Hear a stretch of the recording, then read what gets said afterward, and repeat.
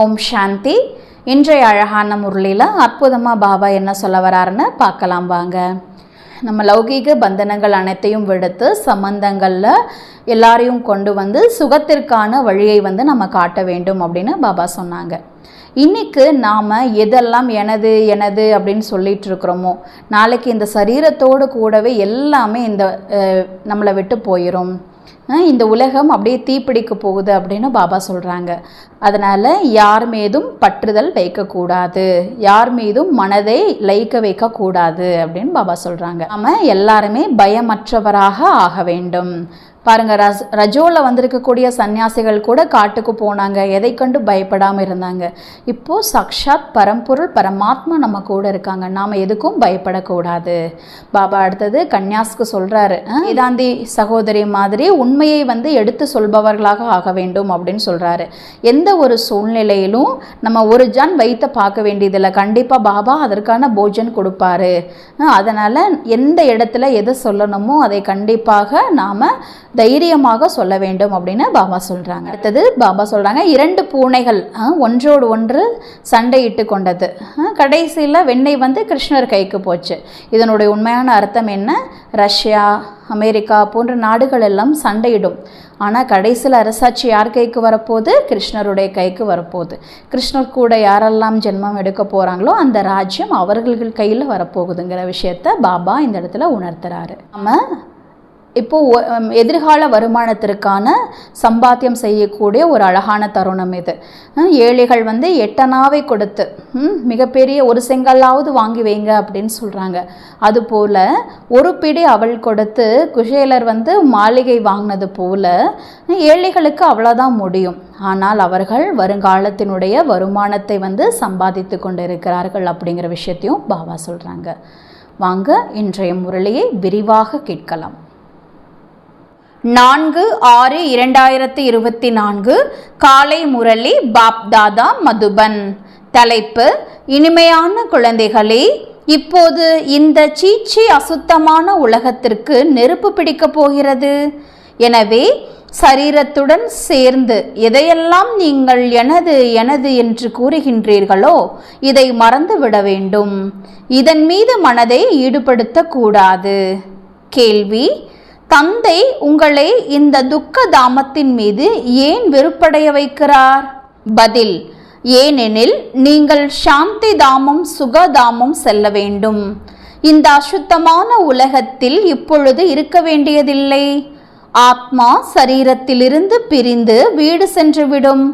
எனவே இந்த சரீரத்தில் எதை பார்ப்பது என்பதை நீங்கள் அறிந்துள்ளீர்கள். எவர் ஒருவருடைய பெயர் உருவத்தின் பக்கம் கூட புத்தி செல்லக்கூடாது. அசுத்தமான எண்ணங்கள் வருகிறது என்றால் பதவி குறைந்து போய்விடும். ஓம் சாந்தி. சிவபாபா தனது குழந்தைகளாகிய ஆத்மாக்களிடம் உரையாடுகின்றார். ஆத்மாதான் கேட்கிறது, தங்களை ஆத்மா என்று நிச்சயம் செய்ய வேண்டும்.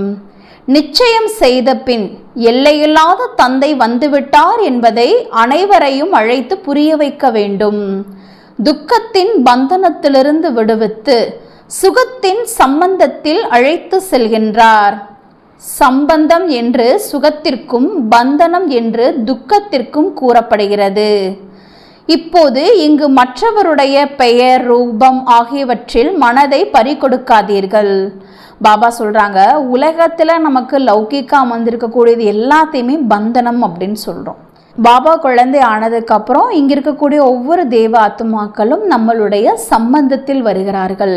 அதனால உலகத்தில் இருக்கிற பந்தனத்தில் இருக்கிற எல்லா ஆத்மாக்களையும் நம்ம சம்பந்தத்துல கொண்டு வந்து சுகத்திற்கான வழியை காட்ட வேண்டும்னு பாபா சொல்றாங்க. இப்போது இங்கு மற்றவருடைய பெயர், ரூபம் ஆகியவற்றில் மனதை பறிகொடுக்காதீர்கள். உங்களது வீட்டிற்கு செல்வதற்கான ஏற்பாடு செய்ய வேண்டும். எல்லையில்லாத பாபா அனைத்து ஆத்துமாக்களையும் அழைத்து செல்ல வந்துள்ளார். எனவே இங்கு யார் மீதும் மனதை ஈடுபடுத்த கூடாது. இவை எல்லாமே இங்கிருக்கும் சீச்சி மோசமான பந்தனமாகும். நாம் இப்பொழுது தூய்மையாகி உள்ளோம். எனவே நமது சரீரத்தை யாரும் சீச்சி எண்ணத்துடன் தீண்டக்கூடாது, அதாவது தொடக்கூடாது என்று நீங்கள் கருதுகிறீர்கள். அந்த எண்ணமே நீங்கிவிடுகிறது. பவித்திரமாக ஆகாமல் வீட்டிற்கோ யாரும் திரும்பி செல்ல முடியாது.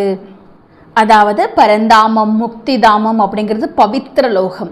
இங்கே எல்லா ஆத்மாக்களும் கம்ப்ளீட்டாக பவித்திரமானதுக்கு அப்புறம் தான் பாபா பரந்தாம கேட் கூட ஓப்பன் ஆகும்னு சொல்கிறாரு. அந்த மாதிரி தூய்மை ஆகாமல் இங்கிருந்து யாருமே அங்கே திரும்பி செல்ல முடியாது. திருந்தவில்லை என்றால் பின் தண்டனைகள் அடைய வேண்டி வரும். இப்பொழுது அனைத்து ஆத்மாக்களும் திருந்தாதவர்களாக இருக்கின்றார்கள். சரீரத்துடன் சீச்சி காரியம் செய்கின்றார்கள். சீச்சி தேகதாரிகளிடம் மனம் லயித்துள்ளது. இந்த எல்லா அசுத்தமான எண்ணங்களை விட்டு விடுங்கள் என்று தந்தை வந்து கூறுகின்றார். ஆத்மா சரீரத்திலிருந்து பிரிந்து வீட்டிற்கு செல்ல வேண்டும். இதுவும் மிகவும் சீச்சி அசுத்தமான உலகமாகும். இதிலோ இப்பொழுது நாம் இருக்க போவதில்லை. மற்றவர்களை பார்ப்பதற்கு கூட மனம் விரும்புவதில்லை. இப்பொழுதோ தந்தை சொர்க்கத்திற்கு அழைத்து செல்ல வந்துள்ளார். குழந்தைகளே, தங்களை ஆத்துமா என உணருங்கள் என்று தந்தை கூறுகின்றார்.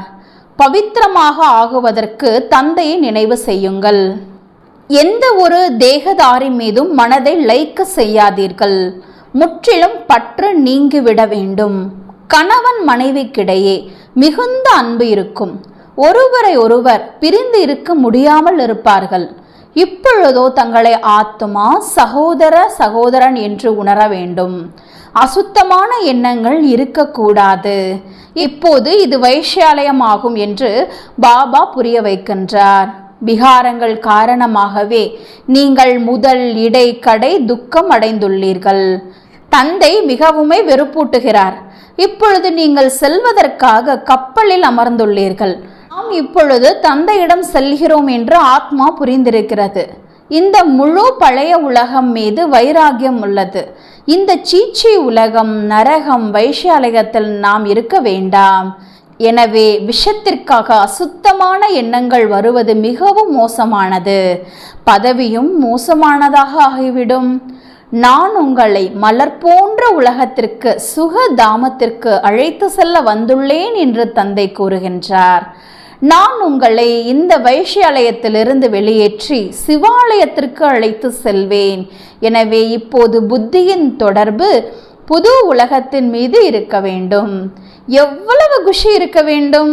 நம்ம அந்த உலகத்துக்கு போக போகிறோம். இந்த கஷ்டம் நிறைந்த, விஷம் நிறைந்த விகார உலகத்திலிருந்து விடுபட்டு தேவதா உலகத்திற்கு போக போகிறோங்கிறதுக்கு எவ்வளோ ஒரு சந்தோஷம் நமக்குள்ளே இருக்கணும்னு பாபா கேட்குறாரு. எல்லையில்லாத பாபா நமக்கு படிப்பிக்கிறாரு. இந்த எல்லையில்லாத சிருஷ்டி சக்கரம் எப்படி சுற்றுகிறது என்பது புத்தியில் உள்ளது. சிருஷ்டி சக்கரத்தை அறிந்து கொள்வதால், அதாவது சுயதர்ஷன சக்கரதாரி ஆவதால் நீங்கள் சக்கரவர்த்தி ராஜா ஆவீர்கள். தேகதாரியிடம் புத்தி யோகத்தை ஈடுபடுத்தினீர்கள் என்றால் பதவி மோசமானதாக ஆகிவிடும். எந்த ஒரு தேகத்தின் சம்பந்தம் கூட நினைவிற்கு வரக்கூடாது. இதுவோ துக்கத்தின் உலகமாகும். இதில் எல்லாமே துக்கம்தான் தரக்கூடியதாக உள்ளது. தந்தை இந்த அசுத்தமான உலகத்திலிருந்து எல்லோரையும் அழைத்து செல்கிறார். எனவே இப்போது புத்தி யோகத்தை தங்கள் வீட்டின் மீது செலுத்த வேண்டும். மனிதர்கள் முக்தியில் செல்வதற்காக பக்தி செய்கின்றன.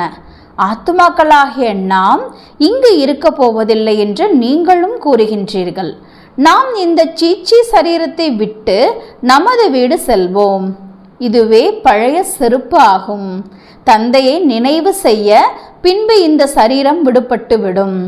கடைசி நேரத்தில் தந்தையை தவிர வேறு யாரும் மற்ற பொருளும் நினைவில் இருக்கக்கூடாது.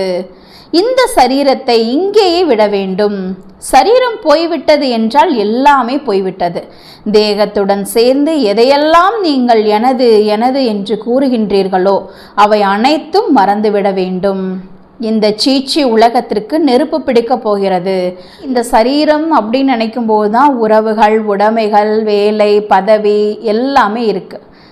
நாளைக்கு இந்த சரீரத்தை விட்டுட்டோம் அப்படின்னா எல்லாமே நாளைக்கு மாறி போகிறோம். அதனால் எனது எனதுன்னு சொல்லக்கூடிய இது எல்லாமே இந்த சரீரத்தோடு இங்கேயே விட்டுட்டு தான் போக போகிறோம் அப்படிங்கிற விஷயத்த பாபா நம்மளை உணர வைக்கிறாரு. இந்த உலகத்திற்கு இந்த சீச்சி உலகத்திற்கு நெருப்பு பிடிக்க போகுதுன்னு சொல்கிறாரு. எனவே இதன் மீது இப்போது மனதை ஈடுபடுத்தக்கூடாது. இனிமையிலும் இனிமையான குழந்தைகளே, நான் உங்களுக்காக சொர்க்கத்தினை ஸ்தாபனை செய்து கொண்டிருக்கிறேன் என்று தந்தை கூறுகிறார். அங்கு நீங்கள் தான் இருப்பீர்கள். இப்போது உங்கள் முகம் அந்த பக்கம் உள்ளது. தந்தை வீடு மற்றும் சொர்க்கத்தை நினைவு செய்ய வேண்டும். துக்க தாமத்தின் மீது வெறுப்பு வருகிறது. இந்த சரீரத்தின் மீதும் வெறுப்பு வருகிறது. திருமணம் செய்து கொள்வதற்கு என்ன அவசியம் இருக்கிறது? திருமணம் செய்து கொள்வதால் பின்பு சரீரத்தின் மீது மனம் ஈடுபட்டு விடுகிறது. இந்த பழைய செருப்புகள் மீது சிறிதளவு சிநேகம் கொள்ளாதீர்கள் என்று தந்தை கூறுகிறார். இது இருப்பதே வைஷ்யாலயமாக. அனைவரும் பதீத்தமாக உள்ளார்கள். எல்லாருமே பார்த்திங்கன்னா ரொம்ப ரொம்ப ரொம்ப தூய்மை இல்லாத நிலையில் இருக்காங்க. கீழான நிலையில் இருக்காங்க. கீழான உலகமாக இருக்குது. ராவண ராஜ்யமாகும் இது. இங்கு தந்தையை தவிர யார் மீதும் மனதை ஈடுபடுத்தக்கூடாது. தந்தையை நினைவு செய்யவில்லை என்றால் பல பிறவிகளின் பாவங்கள் நீங்காது. பின் தண்டனை கூட மிகவும் கடுமையானவை. பாருங்க, நம்ம யோக அக்னியின் மூலமாக நம்மளுடைய பாவங்களை அழித்து நம்ம பரந்தாமம் போகணும். இல்லை அப்படின்னா கண்டிப்பாக தண்டனை அனுபவித்து தான் போகணும். எல்லா ஆத்மாக்களுமே தூய்மையாகி தான் போவாங்க. அவங்களுக்கு பரமாத்மா யாருன்னு தெரியாது, ஆத்மா நாலேஜ் கிடையாது. அவங்க எல்லாருமே தண்டனை அனுபவிச்சு போகிறாங்கன்னா அது வேற விஷயம். எல்லாமே தெரிந்தும் நாம் தண்டனை அனுபவித்தோம்னா அது வேற விஷயம். இதனால் நம்ம ரொம்ப நல்லா சிந்திச்சு பார்க்கணும். பின் ஏன் இந்த கலியுக பந்தனத்தை விடக்கூடாது?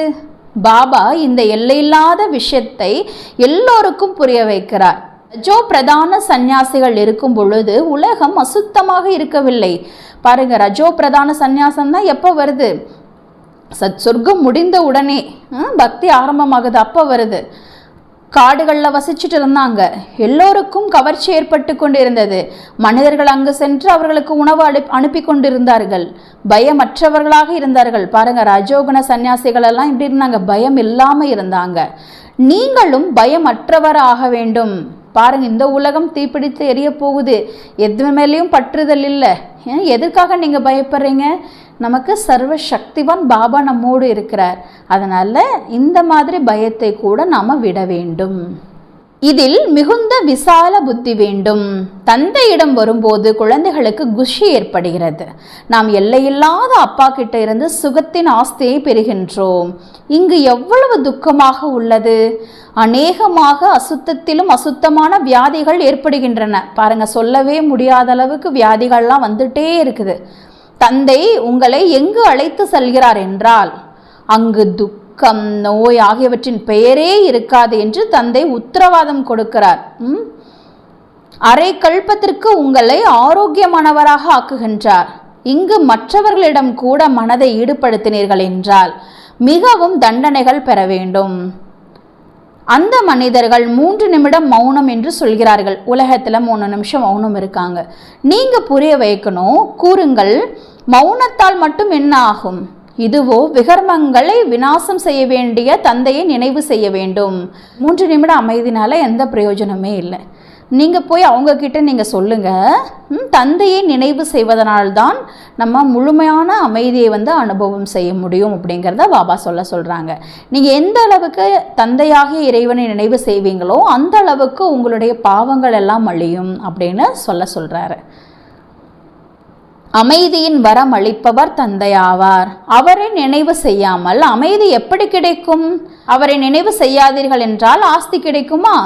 டீச்சர்களுக்கு கூட நிறைய பாடம் படிப்பிக்க வேண்டும், எழுந்து நிற்க வேண்டும். யாரும் எதுவும் கூற மாட்டார்கள். தந்தையுடையவர் ஆகி உள்ளீர்கள் என்றால் வயிற்றுக்கு தேவையானது கண்டிப்பாக அவசியம் கிடைக்கும். சரீர நிர்வாகத்திற்காக நிறைய கிடைக்கும். எப்படி வேதாந்தி சகோதரி தற்போது ஆப்பிரிக்காவில் உள்ளார், அவர் தேர்வு எழுதினார். அதில் ஒரு கேள்வி இருந்தது, கீதையின் பகவான் யார் என்று. அவர் பரம்பிதா பரமாத்மா சிவன் என எழுதிவிட்டார். ஆக அவர் தேர்வில் தேர்ச்சி அடையவில்லை. மற்றும் யாரெல்லாம் கிருஷ்ணரின் பெயரை எழுதியிருந்தார்களோ அவர்கள் அனைவரும் தேர்ச்சி அடைந்து விட்டார்கள். குழந்தை உண்மையை கூறினார், ஆனால் அது தெரியாத காரணத்தால் தேர்வில் தோல்வியடைய செய்து விட்டார்கள். நானோ இது உண்மையிலும் உண்மையாக எழுதினேன் என்று பின் சண்டையிட வேண்டி வந்தது. பாபா சொல்கிறாங்க, வேதாந்தி சகோதரி இருக்காங்க இல்லையா, ஆப்பிரிக்காவுடைய இன்சார்ஜ், அவங்க ஒரு எக்ஸாம்ஸ் எழுதும் போது அதில் கீதையின் பகவான் சிவன் அப்படின்னு எழுதியிருக்காங்க. ஸோ அதை புரிஞ்சிக்காதனால கிருஷ்ணர்னு எழுதின எல்லாருக்குமே பாஸ் மார்க் போட்டாங்க. அவங்க ஃபெயில் ஆயிட்டாங்க. ஆனாலும் அதுக்கப்புறம் சிவன் தான் அப்படின்னு அவங்க விவாதம் செய்ய வேண்டிய அவசியம் இருந்தது. அந்த அளவுக்கு அவங்க தைரியமாக இருந்தாங்க அப்படிங்கிற விஷயத்த பாபா இந்த இடத்துல மென்ஷன் பண்ணுறாரு. கீதையின் பகவான் நிராகார் பரம்பிதா பரமாத்மா ஆவர். தேகதாரியான கிருஷ்ணர் ஆக முடியாது. ஆனால் குழந்தைகளுக்கு இந்த ஆன்மீக சேவை செய்யும் மனம் இருந்தது. எனவே அதை விட்டுவிட்டார். இப்போது தந்தையை நினைவு செய்து செய்து உங்களது இந்த சரீரத்தை விட்டு அமைதியின் உலகத்திற்கு செல்ல வேண்டும் என்பதை நீங்கள் அறிந்துள்ளீர்கள். பாபாவை நினைச்சு நினைச்சு நினைச்சு பாவமெல்லாம் கழியும் போதுதான் அந்த டெப்த்தில் நம்ம அந்த அமைதியை அனுபவம் பண்ண முடியும். நினைவு செய்வதால் உடல் நலம், செல்வம் இரண்டுமே கிடைக்கிறது. அதாவது ஹெல்த் அண்ட் வெல்த். பாரதத்தில் சாந்தி சுகம் இருந்ததல்லவா? இது போன்ற விஷயங்களை குமாரிகள் ஆகிய நீங்கள் அமர்ந்து புரிய வைத்தீர்கள் என்றால் உங்கள் பெயரை யாரும் எடுக்க மாட்டார்கள். யாராவது எதிர்த்தார்கள் என்றால் நீங்கள் முறைப்படி போராடுங்கள். எப்படி வேதாந்திரி சகோதரி தைரியமாக சொன்னாங்க இல்லையா, அந்த மாதிரி என்னவே நடந்தாலும் அதை தைரியமாக நம்ம சொல்ல முடியும்னு பாபா சொல்கிறாங்க. என்ன செய்வார்கள்? நீங்கள் பசியால் இறந்து விடுவீர்கள் என்பதல்ல. பாபா சொல்கிறாரு, நீங்கள் அவங்களை என்ன பட்னி போடுறாங்களா, ஒரு ஜான் வயிறு தானே. பாபா சொல்கிறாரு, கண்டிப்பாக அதுக்கான போஜன் கிடைக்கும். வாழைப்பழம் தயிர் வைத்து கூட நீங்கள் ரொட்டி சாப்பிட முடியும். மனிதர்கள் வயிற்றுக்காக எவ்வளோ பாவங்களெல்லாம் செய்கிறாங்க. தந்தை அனைவரையும் பாவ ஆத்மாவிலிருந்து புண்ணிய ஆத்மாவா ஆக்குறாரு. அதனால் சாப்பாடு கிடைக்காது அப்படின்னு பயப்பட வேண்டாம். எந்த இடத்திலும் நீங்கள் எதிர்த்து தைரியமாக பாபாவை பற்றி கூற முடியும் அப்படின்னு கன்யாஸுக்காக பாபா சொல்கிறாங்க. இதில் பாவம் செய்ய வேண்டிய, பொய் பேச வேண்டிய எந்த அவசியமும் இல்லை. பொதுவாக உலகத்தில் சொல்லுவாங்க, பொய் சொன்ன வாய்க்கு போஜனம் கிடைக்காது அப்படின்னு. அதனால் என்ன உண்மையோ அதை சொல்லும் போது கண்டிப்பாக பாபா உணவு தருவார். அதனால் இங்கே பொய் பேச வேண்டிய அவசியம் இல்லைன்னு பாபா சொல்கிறார். உங்களுக்கு 3/4 பாகம் சுகம் கிடைக்கிறது, மற்றது 1/4 பாகம் துக்கம் அனுபவிக்கிறீர்கள். இப்போது தந்தை கூறுகிறார், இனிமையான குழந்தைகளே, என்னை நினைவு செய்தீர்கள் என்றால் உங்களுடைய பல பிறவிக்கான பாவங்கள் சாம்பலாகிவிடும். வேறு எந்த வழியும் இல்லை. பக்தி மார்க்கத்தில் நிறைய அடி வாங்குகின்றீர்கள். வீட்டில் கூட சிவனுடைய பூஜையை செய்ய முடியும். ஆனால் பிறகு வெளியில் அவசியம் கோயிலுக்கு செல்கிறார்கள். இங்கோ உங்களுக்கு தந்தை கிடைத்துள்ளார். நீங்கள் படம் வைக்க வேண்டிய அவசியம் இல்லை. தந்தையை நீங்கள் அறிந்துள்ளீர்கள். அவர் நமது எல்லையில்லாத தந்தை. குழந்தைகளுக்கு சொர்க்க அரசாட்சியின் ஆஸ்தியை அளித்து கொண்டிருக்கிறார். நீங்கள் தந்தையிடமிருந்து ஆஸ்தி பெறுவதற்காக வருகிறீர்கள். இங்கு எந்த ஒரு சாஸ்திரத்தை படிக்கும் விஷயமும் இல்லை. தந்தையை நினைவு செய்ய வேண்டும், அவ்வளவே. இப்போ பாபா சொல்கிறார், நீங்கள் படம் கூட வைக்க வேண்டியதில்லை. அவர் எப்படி இருக்கார்? நிராகாரராக இருக்கார். அவருடைய மனசால் நம்ம நினைக்கும் போது, அவரை மனசால் நினைக்கும் போது ஆட்டோமேட்டிக்காக நம்மளுடைய புத்தி அவர்கிட்ட போயிடும். இது போதும் இல்லையா? அதைத்தான் பாபா சொல்கிறாரு. பாபா, இதோ நாங்கள் வந்து விட்டோம். நீங்கள் வீட்டை விட்டு வந்து எவ்வளவு காலம் ஆகியுள்ளது? சுகதாமத்தை விட்டு. பாபா சொல்றாங்க, பரந்தாமத்தை விட்டு நீங்க கீழே வந்துட்டீங்க, எவ்வளோ காலம் ஆயிடுச்சு?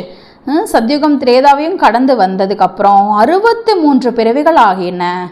இப்போது தந்தை சாந்தி தாமம் சுகதாமத்திற்கு செல்லுங்கள் என்று கூறுகிறார். அந்த சாந்தி தாமத்தையும் சுகதாமத்தையும் விட்டு வந்து 63 ஜென்மங்கள் ஆயிடுச்சு. இப்போ நாம் திரும்பவும் அங்கே போகணும். இந்த துக்கதாமத்தை மறந்து விடுங்கள்.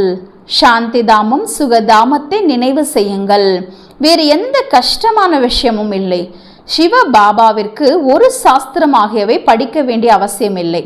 இந்த பிரம்மா படித்திருக்கிறார், உங்களுக்கோ இப்போது சிவபாபா படிப்பிக்கிறார். இந்த பிரம்மா கூட படிப்பிக்க முடியும், ஆனால் நீங்கள் எப்பொழுதும் சிவபாபா தான் படிப்பிக்கிறார் என்று கருதுங்கள். பாபா சாஸ்திரங்கள் எல்லாம் படிக்கவே இல்லை, ஆனால் அவருக்கு எல்லாமே தெரியும், ஞான கடல் இல்லையா பாபா. ஆனால் பிரம்மா பாபா நிறைய படிச்சிருக்காரு. இப்போ பாருங்க, பிரம்மா பாபா எந்த விஷயத்த சொன்னா கூட நம்ம யார் சொல்றதா நினைச்சுக்கணும்? சிவ பாபா சொல்றதா நினைச்சுக்கணும். ஏன்னா எல்லாமே சொல்றது யாரு? சிவ பாபா தான். அவரை நினைவு செய்வதால் தான் விகர்மங்கள் விநாசமாகும். அந்த ஒருவரை நாம் நினைப்பதன் மூலமாகத்தான் நம்மளுடைய பாவங்கள் அழியும்னு பாபா சொல்றாங்க. நடுவில் இவரும் இருக்கிறார். காலம் குறைவாக இருக்கிறது, அதிகமாக இல்லை என்று இப்போது தந்தை கூறுகிறார். எது பாக்கியத்தில் உள்ளதோ அது கிடைக்கும் என்ற சிந்தனை செய்யாதீர்கள். பள்ளிக்கூடத்தில் படிப்பின் முயற்சி செய்கிறார்கள் அல்லவா? நிறைய பேர் நினைக்கிறோம் பாபா என்ன நாடகத்தில் இருக்குதோ அது கிடைக்கணும். பாபா சொல்கிறாங்க, என்ன மார்க் வருமோ வரட்டும் அப்படின்னு ஒரு குழந்தை உட்காந்துருந்தா நல்ல மார்க் வாங்க முடியாது. அதே மாதிரி நாம் கூட என்ன பண்ணணும்? முயற்சி பண்ணணும்னு பாபா சொல்கிறாங்க. எது பாக்கியத்தில் இருக்குமோ என்று கூறுவார்களா என்ன? இங்கு படிக்கவில்லை என்றால் அங்கு பல பிறவிகளுக்கு தொண்டு ஊழியம் செய்து கொண்டே இருப்பீர்கள். ராஜ்ய பதவி கிடைக்க முடியாது. அப்படியே கிடைத்தாலும் கூட கடைசியில் அதுவும் திரேதாவில் கிரீடம் வைத்து விடுவார்கள். நம்ம சத்யுகத்தில் டபுள் கிரீடதாரி ஆகணுங்கிறது தான் பாபாவுடைய ஆசை, நம்மளுடைய ஆசையும் கூட. அதனால் கண்டிப்பாக முயற்சி இருக்கணும். முக்கியமான விஷயமானது தூய்மையாகி மற்றவரையும் தூய்மையாக்குவது. சத்யநாராயணனுடைய உண்மையான கதையை கூறுவது எளிது. முதலில் உங்களுக்கு 2 தந்தைகள் உள்ளார்கள் என்று அனைவருக்கும் கூறுங்கள். ஒன்று லௌகீக தந்தை, இன்னொன்று பார்லௌகிக தந்தை. எல்லைக்குட்பட்ட தந்தையிடமிருந்து எல்லைக்குட்பட்ட ஆஸ்தி மற்றும் எல்லையில்லாத தந்தையிடமிருந்து எல்லையில்லாத ஆஸ்தி கிடைக்கிறது. எல்லையில்லாத தந்தையை நினைவு செய்தீர்கள் என்றால் தேவதையாகுவீர்கள். ஆனால் பிறகு அதிலும் உயர்ந்த பதவி அடைய வேண்டும். பதவியை அடைவதற்குத்தான் எவ்வளவு அடிதடி இருக்கிறார்கள் இந்த உலகத்துல. கடைசில வெடிகுண்டுனால் கூட ஒருவருக்கொருவர் உதவி செய்வார்கள். இந்த அனைத்து தர்மங்களும் முதலில் இருந்தனவா என்ன? பிறகும் இருக்காது. நீங்கள் ஆட்சி புரிபவர் ஆவீர்கள். ஆக உங்கள் மீது இரக்கம் காட்டிக்கொள்ளுங்கள். குறைந்ததிலும் குறைந்தது உயர்ந்த பதவியாவது அடையலாமே. குழந்தைகள் 8 அணா கொடுத்து எங்கள் பெயரில் ஒரு செங்கல் வைத்து விடுங்கள் என்கிறார்கள். ஏழை குழந்தைகள் என்ன பண்ணுறாங்க? அவங்க கையில் இருக்கிற அந்த 8 அணா பைசா, ரொம்ப கம்மியான பைசா, அதை கொடுத்து கூட ஏதாவது ஒரு செங்கலாவது பாபா வீடு கட்டுறோன்னா ஒரு செங்கலாவது வாங்கி வைங்க அப்படின்னு சொல்கிறாங்க. ஏன்னா அவங்களால அதான் முடியும். இந்த கதை பார்த்தீங்கன்னா பாபா குசேலருடைய கதையை மாதிரி சொல்கிறாரு. குசேலர் என்ன பண்ணாரு? குசேலருடைய உதாரணம் கேட்டிருக்கீங்க தானே. ஒரு பிடி அவள் கொடுத்து அரண்மனை கிடைத்து விட்டது. பாபா அதான் சொல்றாரு, ஏழைகளிடம் இருப்பதோ 8 அணா, பின்பு அதைத்தான் கொடுப்பார்கள் அல்லவா. அவங்கக்கிட்ட இருக்கிறது 8 அணா, அதை கொடுத்து கூட அவங்க பிராப்தி அடைகிறாங்க. ஒரு பிடி அவள் கொடுத்து மாளிகை வாங்கின மாதிரி பாபா நாங்கள் ஏழைகள் என்று கூறுகிறார்கள். இப்பொழுது குழந்தைகளாகி நீங்கள் உண்மையான சம்பாத்தியம் செய்கிறீர்கள். இங்கு எல்லோருடைய பொய்யான சம்பாத்தியமாகும் இந்த உலகத்தில் இருக்கிறது. அவர்கள் செய்யும் தானம் புண்ணியம் அனைத்தும் பாவ ஆத்மாக்களுக்குத்தான் செய்கிறார்கள். எனவே புண்ணியத்திற்கு பதிலாக பாவம் ஆகிவிடுகிறது. பாபா இந்த இடத்துல அழகா சொல்றாரு, உலகத்தில் பாவ ஆத்மாக்களுக்கு நீங்கள் என்னதான் புண்ணியம் பண்ணாலும் அது பாவ கணக்கில் தான் வரும்னு சொல்கிறாரு. இதை நம்ம புரிஞ்சு வச்சுக்கணும். இவ்வாறு செய்து செய்து எல்லோரும் பாவ ஆத்மாக்கள் ஆகின்றார்கள். புண்ணிய ஆத்மாக்கள் இருப்பதே சத்யுகத்தில். அது புண்ணிய ஆத்மாக்களுடைய உலகமாகும். அதையோ தந்தை தான் அமைப்பார். பாவ ஆத்மாக்கள் பாவ ஆத்மாவாக ராவணன் ஆக்குகின்றான், அசுத்தமாகி விடுகின்றார்கள். இப்போது தந்தை அசுத்தமான காரியம் செய்யாதீர்கள் என்று கூறுகிறார். புது உலகத்தில் அசுத்தம் இருக்காது. பெயரே சொர்க்கம், பின் என்ன, சொர்க்கம் என்று கூறும்போது வாயில் தண்ணீர் வந்து விடுகிறது. சொர்க்கம் சொல்லும்போது நமக்கு அப்படியே எச்சில் ஊறுது இல்லையா? தேவதைகள் வாழ்ந்து சென்றுள்ளார்கள், அதனால் தான் நினைவார்த்தங்கள் உள்ளன. ஆத்மா அவினாஷி, அதாவது அழியாததாகும். எவ்வளவு ஏராளமான நடிகர்கள் உள்ளார்கள், எங்காவது அமர்ந்திருப்பார்கள், அங்கிருந்து பாட் நடிக்க வருகிறார்கள். இப்பொழுது கலியுகத்தில் எவ்வளவு ஏராள மனிதர்கள் உள்ளார்கள். தேவி தேவதைகளின் ராஜ்யம் இல்லை. எவர் ஒருவருக்கும் புரிய வைப்பதோ மிகவும் சுலபம். ஒரு தர்மத்தின் ஸ்தாபனை இப்பொழுது மீண்டும் ஆகிக் கொண்டிருக்கிறது, மற்றது அனைத்தும் அழிந்து போய்விடும். நீங்கள் சொர்க்கத்தில் இருக்கும்போது வேறு எந்த தர்மமும் இல்லை. படத்தில் ராமருக்கு அம்பு கொடுத்து விட்டுள்ளார்கள், அங்கு அம்பு ஆகியவற்றின் விஷயமே கிடையாது. இதுவும் புரிந்திருக்கிறீர்கள். முந்தைய கல்பத்தில் யார் என்ன சேவை செய்தார்களோ அவர்களே இப்போது செய்கிறார்கள். யார் நிறைய சேவை செய்கிறார்களோ தந்தைக்கு மிகவும் பிரியமானவர்களாக இருப்பார்கள். லௌகிக தந்தையின் குழந்தைகளிலும் கூட யார் நல்ல முறையில் படிக்கின்றார்களோ அவர்கள் மீது தந்தைக்கு அன்பு அதிகமாக இருக்கும். யார் சண்டையிட்டு கொண்டும் சாப்பிட்டு கொண்டும் இருப்பார்களோ அவர்களை அன்பு செய்வார்களா என்ன? சேவை செய்பவர்கள் மிகவும் பிரியமானவர்களாக இருப்பார்கள். பாபா சொல்றாரு, நல்லா சேவை பண்ணால் சத்யுகத்தில் வரலாம். ராமர் கையில் அம்பு காமிச்சிருக்காங்க இல்லையா? கொஞ்சம் சண்டையிட்டு கொண்டும் சாப்பிட்டு கொண்டும் தன்னுடைய சேவை செய்யாமல் தன்னுடைய நேரத்தை வீணாக்குறவங்க திரேதால தான் வருவாங்கங்கிற விஷயத்த மறைமுகமாக பாபா சொல்றாரு. ஒரு கதை உள்ளது. 2 பூனைகள் சண்டையிட்டன. வெண்ணெயை கிருஷ்ணர் சாப்பிட்டு விட்டார். நம்மளுடைய கல்ப விருட்ச மரத்தினுடைய விளக்கத்தில் கூட இருக்கு இல்லையா, மேலே காமிச்சிருப்பாங்க 2 பூனைகள் சண்டை போடுவதை போல. 2 நாடுகள் சண்டை போட்டாலும் கடைசியில் கிருஷ்ணருடைய கையில் தான் ராஜ்யம் வரப்போகுது. 2 பூனை சண்டை போட்டாலும் கிருஷ்ணர் கையில் தான் வெண்ணெய் கிடைக்க போகுது. ஸோ இந்த விஷயத்தை தான் பாபா இந்த கதை மூலமாக நமக்கு உணர்த்துறாரு. நாளைக்கு உலக ராஜ்யமே யார் கைக்கு தான் வரப்போகுது? கிருஷ்ணருடைய கைக்கு தான் வரப்போகுது. முழு உலக அரசாட்சி என்ற வெண்ணெய் உங்களுக்கு கிடைக்கிறது. எனவே இப்பொழுது தவறு செய்யக்கூடாது, சீச்சி ஆகக்கூடாது.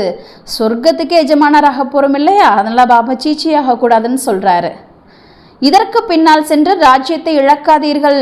தந்தையின் டைரக்ஷன் கிடைக்கிறது. நினைவு செய்யவில்லை என்றால் பாவ சுமை அதிகரித்து கொண்டே போகும். பின் நிறைய தண்டனைகள் வாங்க வேண்டியிருக்கும். அளவுக்கு மீறி அழுவீர்கள். 21 பிறவிகளின் அரசாட்சி கிடைக்கிறது. இதில் தோல்வி அடைந்து விட்டால் அதிகமாக அழுவீர்கள்.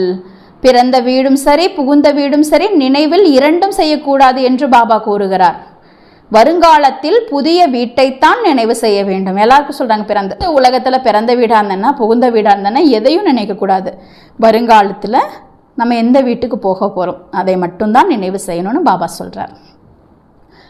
எவர் ஒருவரையும் பார்த்து மோகித்து போகக்கூடாது என்று தந்தை புரிய வைக்கிறார். மலராக வேண்டும். தேவதைகள் மலராக இருந்தனர், கலியுகத்தில் முள்ளாக இருந்தார்கள். இப்போது நீங்கள் சங்கமத்தில் மலராக ஆகிக்கொண்டிருக்கிறீர்கள்.